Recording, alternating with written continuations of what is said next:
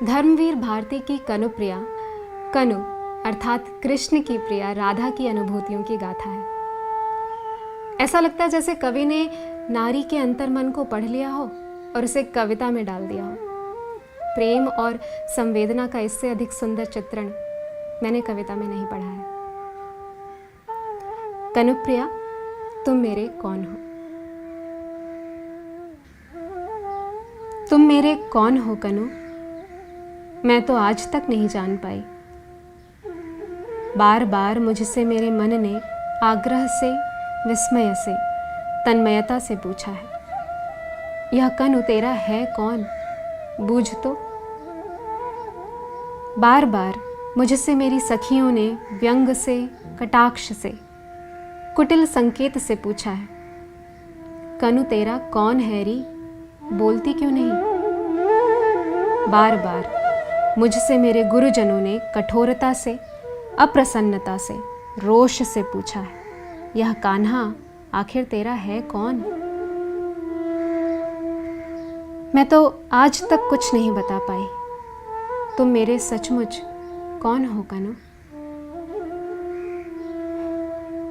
अक्सर जब तुमने माला गूंथने के लिए कटीले झाड़ों में चढ़कर मेरे लिए श्वेत रत्नारे करौंदे तोड़कर मेरे आंचल में डाल दिए हैं, तो मैंने अत्यंत सहज प्रीति से गर्दन छटकाकर वेणी झुलाते हुए कहा है, कनु ही मेरा एकमात्र अंतरंग सखा है। अक्सर जब तुमने दावाग्नि में सुलगती डालियों, टूटते वृक्षों, हरहराती हुई लपटों और घुटते हुए धुएं के बीच निरुपाय, असहाय, बावली सी भटकती हुई मुझे साहसपूर्वक अपने दोनों हाथों में फूल की थाली सी सहेज कर उठा लिया और लपटें चीर कर बाहर ले आए, तो मैंने आदर, आभार और प्रगाढ़ स्नेह से भरे भरे स्वर में कहा है, कान्हा मेरा रक्षक है, मेरा बंधु है, सहोदर है।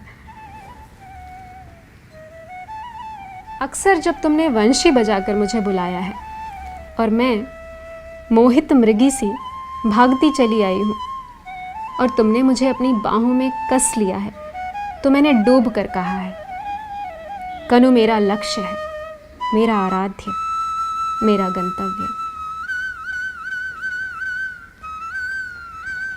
पर जब तुमने दुष्टता से अक्सर सखी के सामने मुझे बुरी तरह छेड़ा है, तब मैंने खींच कर, आंखों में आंसू भरकर, शपथें खा खा कर सखी से कहा है, कान्हा मेरा कोई नहीं, कोई नहीं है। मैं कसम खाकर कहती हूँ, मेरा कोई नहीं है।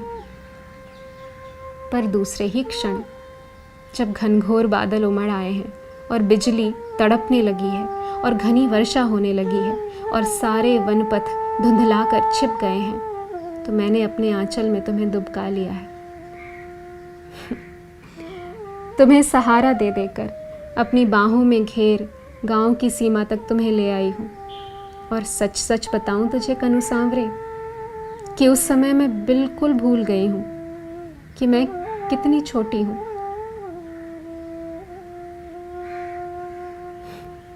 और तुम वही कान्हा हो जो सारे वृंदावन को जल प्रलय से बचाने की सामर्थ्य रखते हो, और मुझे केवल यही लगा है कि तुम एक छोटे से शिशु हो, असहाय, वर्षा में भीग भीग कर मेरे आंचल में दुबके हुए। और जब मैंने सखियों को बताया है कि गांव की सीमा पर चितवन की छाह में खड़े होकर ममता से मैंने अपने वक्ष में उस छौने का ठंडा माथा दुबकाकर अपने आंचल से उसके घने घुंघराले बाल पोंछ दिए, तो मेरे उस सहज उद्गार पर सखियां क्यों कुटिलता से मुस्काने लगी, यह मैं आज तक नहीं समझ पाई। लेकिन जब तुम्ही ने बंधु तेज से प्रदीप्त होकर इंद्र को ललकारा है, कालिये की खोज में विशैली यमुना को मथ डाला है, तो मुझे अकस्मात लगा है कि मेरे अंग अंग से ज्योति फूटी पड़ रही है। तुम्हारी शक्ति तो मैं ही हूँ, तुम्हारा संबल, तुम्हारी योग माया इस निखिल पारावार में ही परिव्याप्त हूँ। विराट, सीमाहीन, अदम्य, दुर्दांत। किंतु दूसरे ही क्षण जब तुमने वेतसलता कुंज में गहराती हुई गोधूली वेला में आम के एक बौर को चूर चूर कर धीमे से अपनी एक चुटकी में भरकर मेरे सीमंत पर बिखेर दिया तो मैं हतप्रभ रह गई। मुझे लगा इस निखिल पारावार में शक्ति सी, ज्योति सी, गति सी फैली हुई मैं अकस्मात सिमट आई हूँ, सीमा में बंध गई हूँ। ऐसा क्यों चाहा तुमने कान्हा?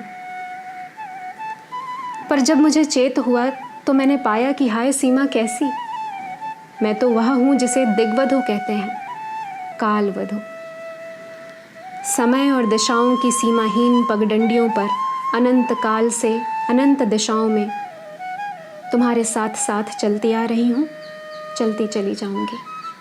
इस यात्रा का आदि ना तो तुम्हें स्मरण है ना मुझे, और अंत तो इस यात्रा का है ही नहीं मेरे सहयात्री।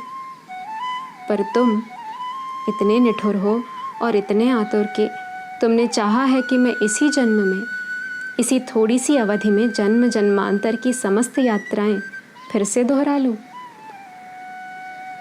और इसीलिए संबंधों की इस घुमावदार पगडंडी पर क्षण क्षण पर तुम्हारे साथ मुझे इतने आकस्मिक मोड़ लेने पड़े हैं कि मैं बिल्कुल भूल ही गई हूँ कि मैं अब कहाँ हूँ और तुम मेरे कौन हो।